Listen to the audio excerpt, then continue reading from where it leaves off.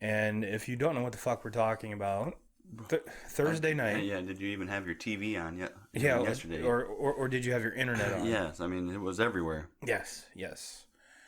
And I was speaking with a couple people, and they were asking me, oh, well, what are your thoughts on the Steelers-Browns game? And this was before kickoff.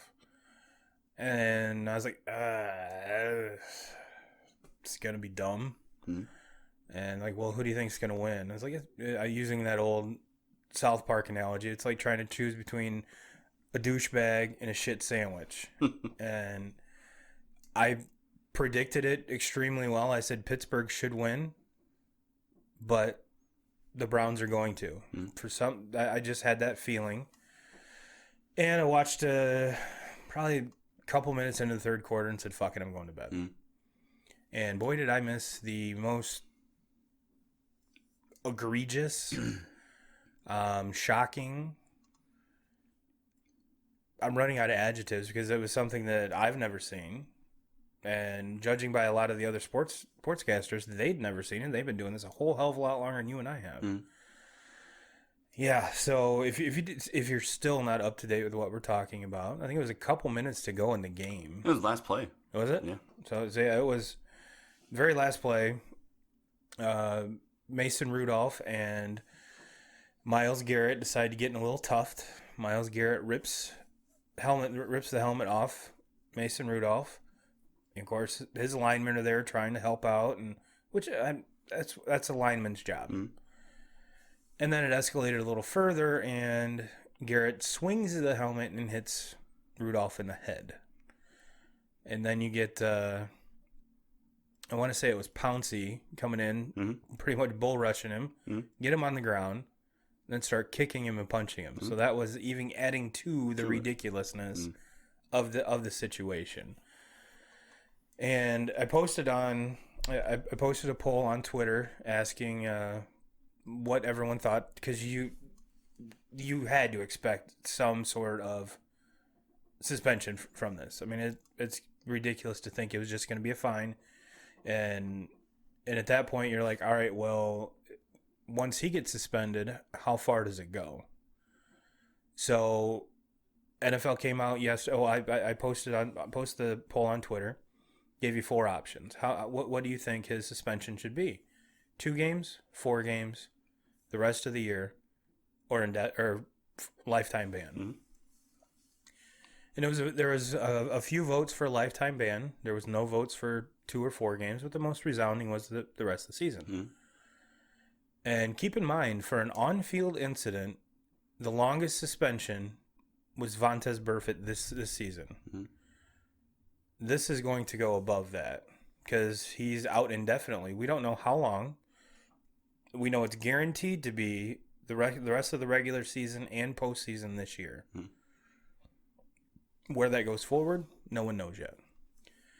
And Pouncey got 3 games. And then even after all of this is going on, one of the DBs from Cleveland comes up and pushes Rudolph in the back. He got a game. And his last name starts with an O, and I can't remember how to pronounce it.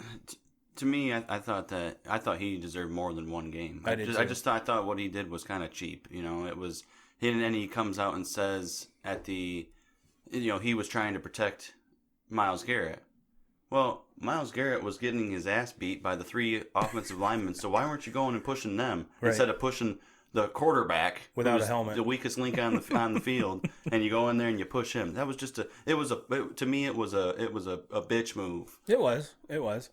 And so now that all the suspensions and everything have come down,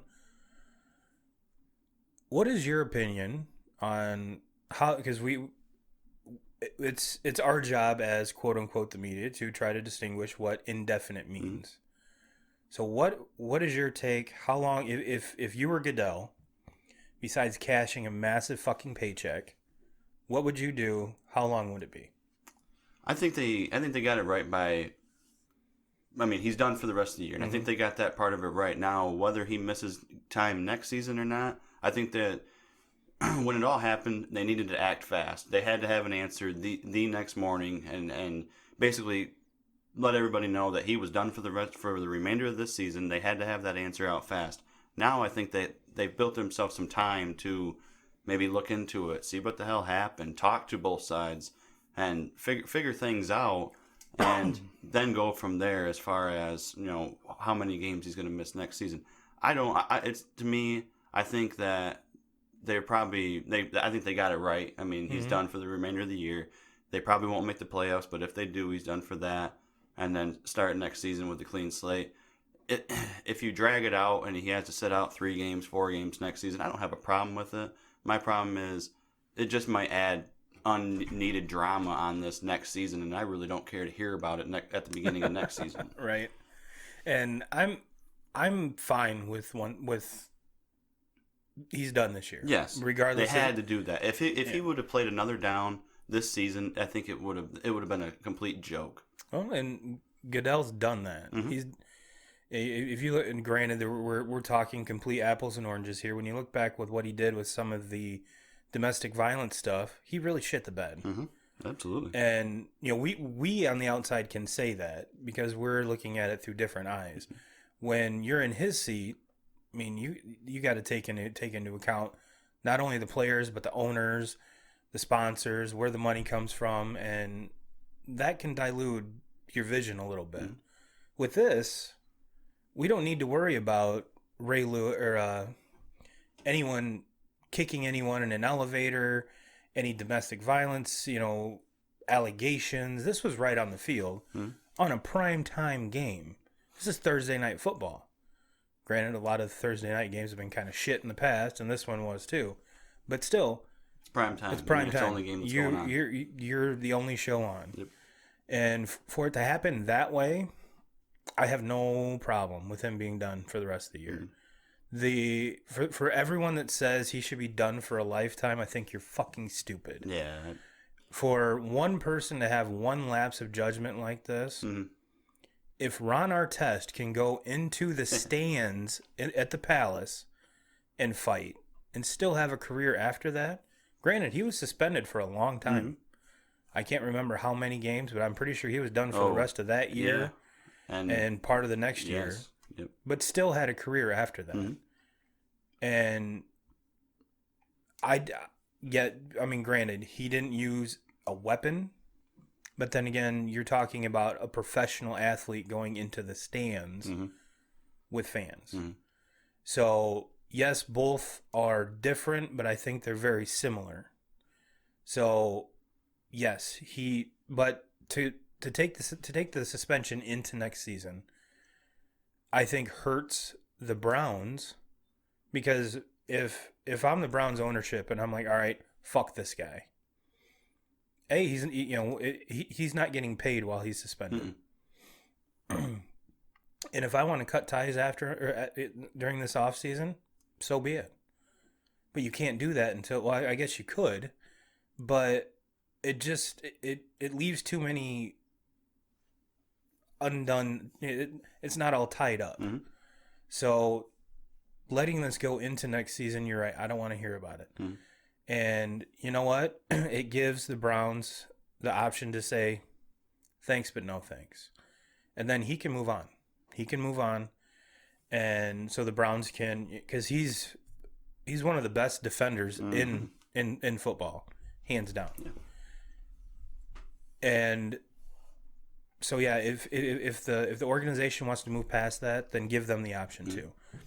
A lot of folks can counter that argument with, well, the Browns are the ones that created the environment that led to this act. I can't argue that. If you watched even part of even the parts of the game that led up to that, you could tell they're a very undisciplined team. And just stop it at the end of the season. And if the Browns want to cut ties, fine. If they want to keep him on and get him some help so this doesn't happen again, so be it. So be it. And I think if you're Cleveland, that's what you do. I mean, you have to. I don't think you can just cut ties with him because of this. What he did was, I mean, it was an awful mistake. And do I think that he regrets it? Absolutely. I think he regretted it as soon as right after it happened. I mean, if you look at the post-game interviews and everything, you could tell he was pretty shook up. I don't think it had hit reality yet, and it wasn't plastered all over the TV yet like it was, the next morning. But he made a mistake. He's young. You got to think they used the first pick of the draft on this guy. They're not going to just we're done with you. We'll let it, the other 31 teams in the NFL have their pick on you because everybody else in the NFL will take him. Fuck, the Patriots would take him in a heartbeat. Every team, you would be stupid not to take him. Could you imagine Myles Garrett on that Patriots defense right now? Fuck around. Tom Brady really wouldn't retire till he's 50. When you're talking suspensions, we already mentioned a little bit with Vontaze Burfict. I don't know who called him, but they got a quote from him, and it says they asked him, well, what do you think about the situation? He goes, that's fucked up. And if you stop and think about it, Vontaze Burfict has almost lost he's on his last team, the Raiders. He went from Cincinnati, where that's kind of, in the past, Cincinnati, they take some flyers on some folks with, shady behavior. And if you can't work it out in Cincinnati, where'd he go? The Raiders. Well, he can't hack it with the Raiders. So for him to say it's fucked up, that kind of tells you something. And then they further asked, well, how do you compare this incident to what you did? He's like, it's completely different.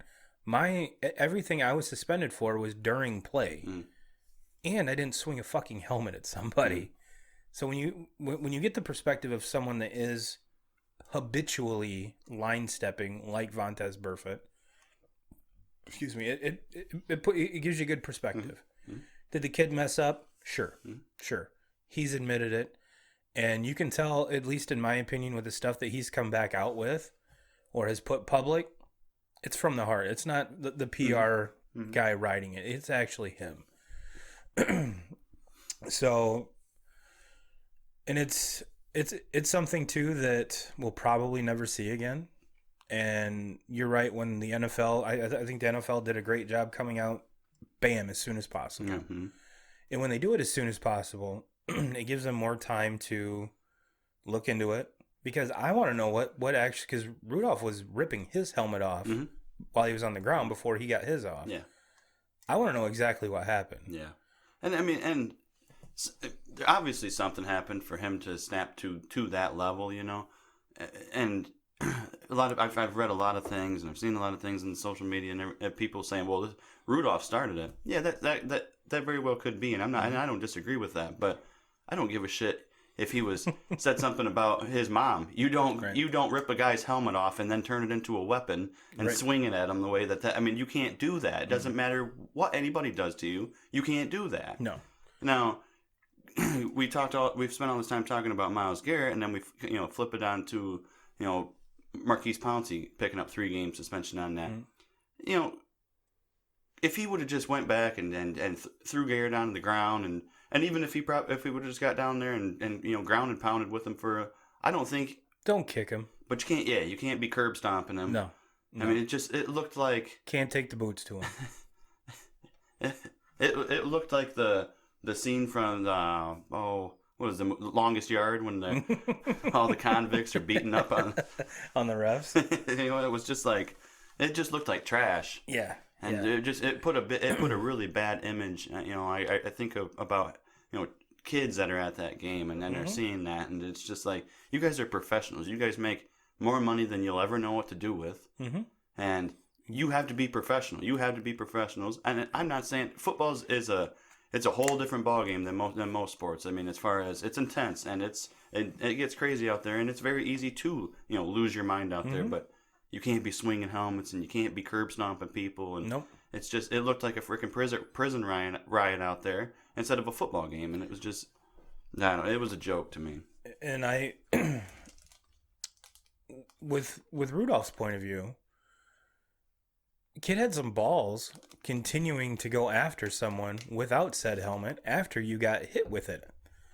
Of course, he's sitting here flailing his arms. I would have been too. I'd be like, yo, this motherfucker just hit me with my goddamn helmet. I mean, you look at how that whole thing shook out, I mean, talk about a bad minute for he gets thrown to the ground by Myles Garrett. He gets landed on by Myles Garrett. Then he gets his helmet taken off, and he gets beat up by his own helmet by Myles Garrett. Then, after all that, and all this is shaken out, what's his name comes out and from the Browns and pushes him down. Well, then one of the his own offensive linemen sees him get pushed and goes to go after the guy that pushed him, and he hits him in the head with his knee as he's going by him. And it was just like, this poor guy can't take a break. No, it's like a comedy spoof. All right. But I mean, kudos to him. He took a freaking helmet to the head. I mean, it wasn't like Garrett missed on that. And if you rewind a few weeks back, he's the one that got his dome rocked, got knocked the fuck out, had to take the face mask off his helmet and take him back into the locker room. Dude had no idea. You know, he was trying to say things taste like the color blue. And so for him to not only get hit with his own fucking helmet, then get kneed in the head, 2 or 3 weeks separated from that incident. Jesus Christ, man. Get the target off your dome. Mm-hmm. So, and, you know, kind of to put a bow on this, they meet again in like 2 weeks. Yeah. And the last thing I'll say about it is, you know, Myles Garrett, he's a great player. And all of this, I hope it doesn't ruin the image of him. I hope it goes. I hope he comes back from this and is better. And I hope he learns from the situation. But be thankful that he didn't hurt Mason Rudolph. Right. Because if Mason Rudolph was hurt from this and he was, you know, end up with a concussion, or he did end up with, you know, if there would have been blood, you know, on the field, people would have been seeing blood out there, you might be looking at a lifetime ban. But because there was no injury, a lifetime ban and possible jail time. Yes. And it came out later last night that Mason Rudolph was not going to pursue any legal things because he wasn't hurt. Mm-hmm. But yes, he could have still, if he really wanted to, could go ahead and sue Myles Garrett and or a criminal, because it was assault. Yep. That's assault, brother.